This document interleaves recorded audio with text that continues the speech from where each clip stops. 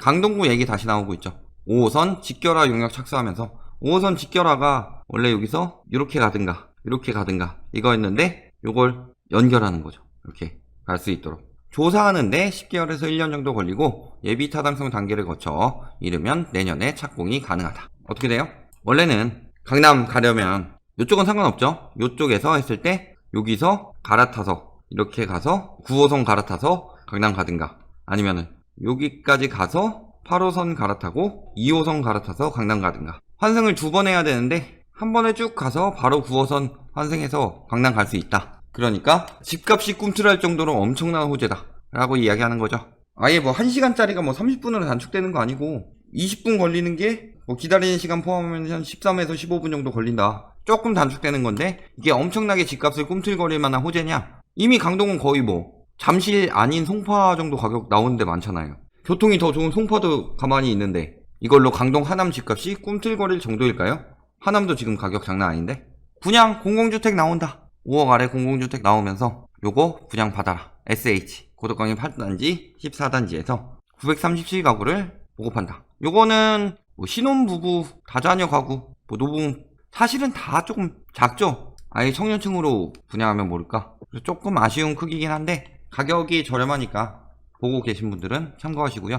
강동구 매매거래량 보면 뭐 꿈틀꿈틀 한다는데 오히려 12, 16 이전부터 쭉 하락하다가 흑사경 나오기 전에 한번 잠깐 오르고 4월까지 쭉 떨어지다가 5월에 보유세, 절세, 급매물 나오니까 소폭 증가한 상황이죠.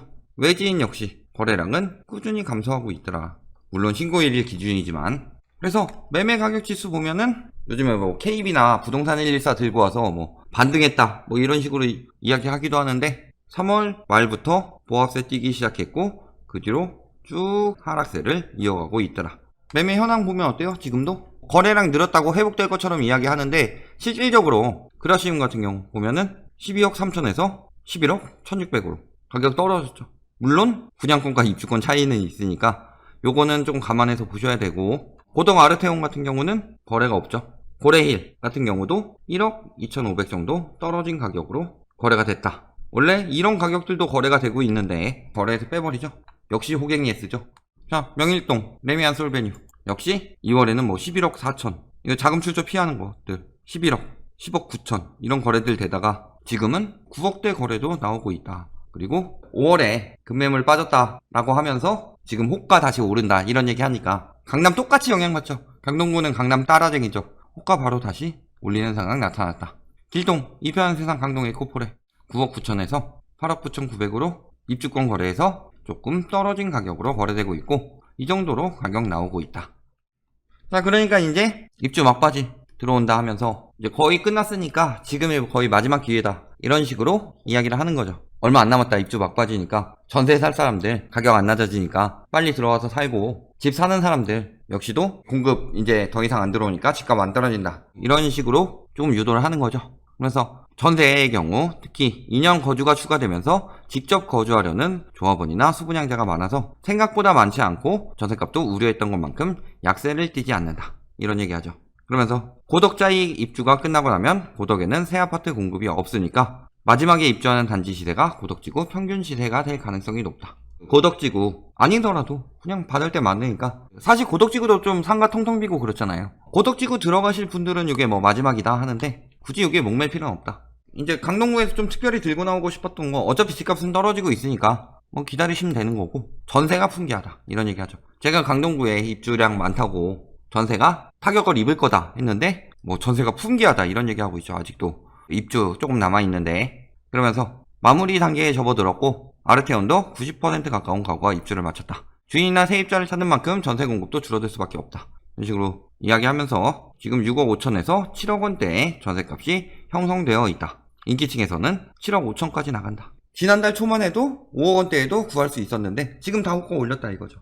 그라시움 같은 경우도 전세값 6억 원까지 올랐고 지난해 9월에 3억 후반에서 4억 초반이었는데 지금은 6억 원까지 올랐다. 근데 꼭 짚는 게 이거 굳이 형 찍어서 짚는 거 알아요? 그리고 고덕 그라시움은 이따가 제가 자료 하나 보여드릴게요.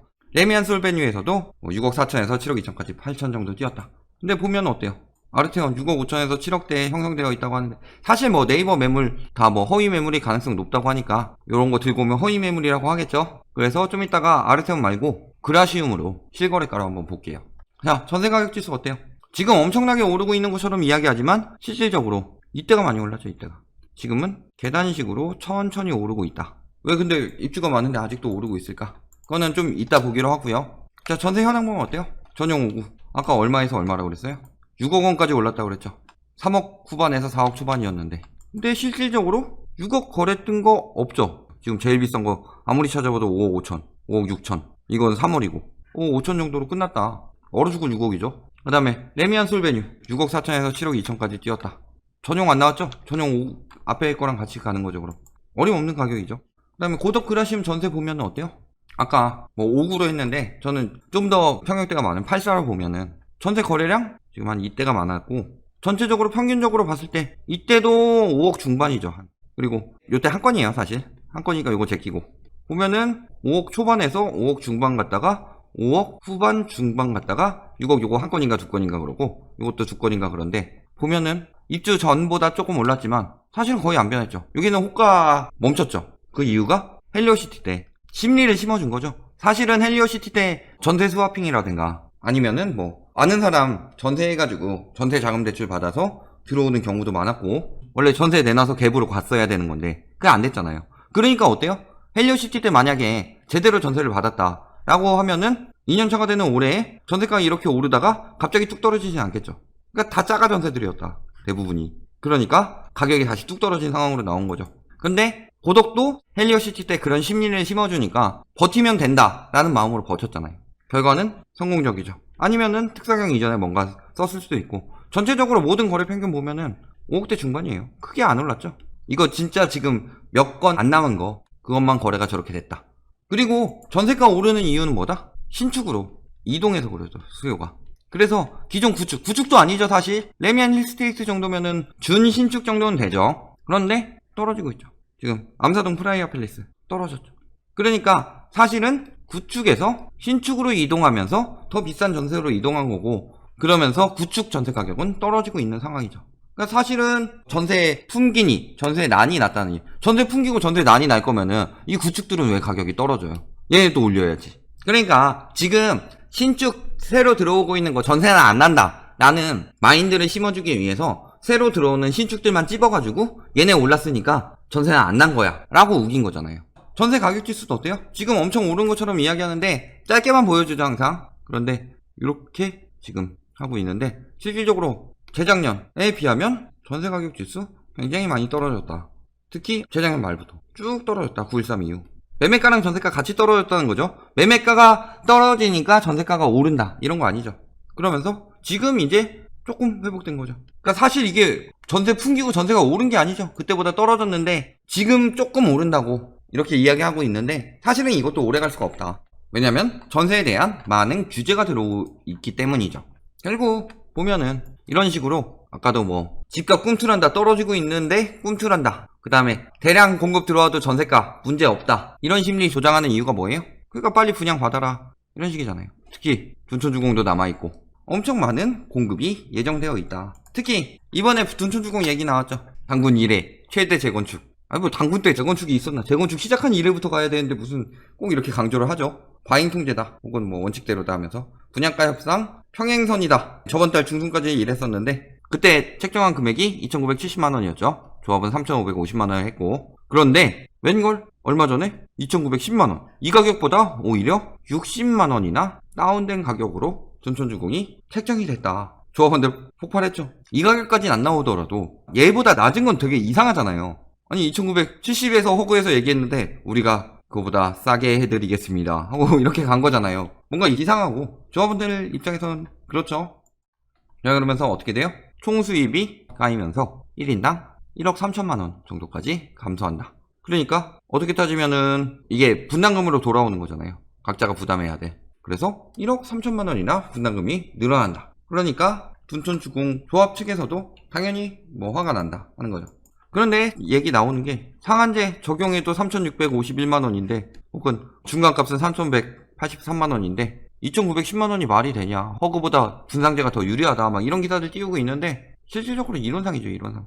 작년에 분상제 시행한다고 했을 때 그때 둔천주공 걸린다고 하면서 뭐 2,300이나 혹은 2,600이나 이 정도 나온다고 예상한 경우가 많았거든요, 분상제로 인해서. 그런데 갑자기 막 이런 거 들고 와서 너무 저렴한 것처럼 이야기하고 있는데 사실 2,910만 원도 그렇게까지 저렴한 건 아니죠. 일단은 강동구에서 입지가 괜찮은 편이니까. 그렇지만 분양가 더 낮춰야 되죠. 2,910만 원이면은 84 기준으로 얼마나 갈까요? 보통 84가 34평 정도 하죠. 33평? 33평이라고 하고 2,910만 원이다. 9억 6천. 저렴해 보이나요? 실질적으로 뭐 걸려요? 중도금 대출 걸리죠. 그러니까 엄청 저렴한 것처럼 이야기하는데 사실 생각보다 그렇게까지 저렴하진 않아요. 9억 밑으로 내려가야지 조금 도전해볼만 하죠. 9억 이상이면은 세대수 많은데 중도금 대출까지 안 나온다. 가뜩이나 지금 현금 많이 필요한 상황인데. 그러니까 그렇게까지 저렴하진 않다. 이게 본인들이 손해라고 느끼는 게 재건축한답시고 가격을 너무 뛰어나서 그러죠. 지금 최근에 재건축 가격 엄청 뛰었잖아요. 3천도 안 되는데 9억이 넘어가요. 그러면은 다른 재건축 단지들도 마찬가지겠죠. 분양하기 힘들어진다. 부상제 적용 전까지. 뭐 강남도 아니고. 그러면서 분상제하면 더 내려갈 가능성이 높다. 그런데 지금 자꾸 이걸 가지고 엄청 저렴한 것처럼 이야기하기 위해서 또 앞다투어 기사 내는 거죠. 물론 조합원들 입장에서는 마음에 안 들겠지만 결론. 강동구 가격은 아직 떨어지고 있다. 두 번째, 교통호재가 끌어올리기에는 강동구도 거품이 너무 많이 꼈다. 그 다음에 세 번째, 전세가 상승이라고 하는데 실질적으로 그라시움이나 아르테온 이런 데 들어와도 꿈쩍없다, 멀쩡하다 이런 것처럼 하는데 얘네한테 구축에 있던 수요들이 이동하면 생긴 거죠. 그러면서 구축 가격은 떨어졌다. 지금 오르고 있는데요. 1년 전보다 떨어졌다. 가격 지수로 따지면. 그러니까 사실은 재계약하는 게 역전세인 상황으로 볼 수 있는 거죠. 아예 신축 같은 경우에 재계약이 없지만 기사는 아다르고 어다르게 표현하는데 예를 들어서 컵에 물이 반 정도 담겨 있으면 물이 반이나 있구나 라고 생각하는 사람이 있고 반밖에 없구나 라고 생각하는 사람도 있잖아요.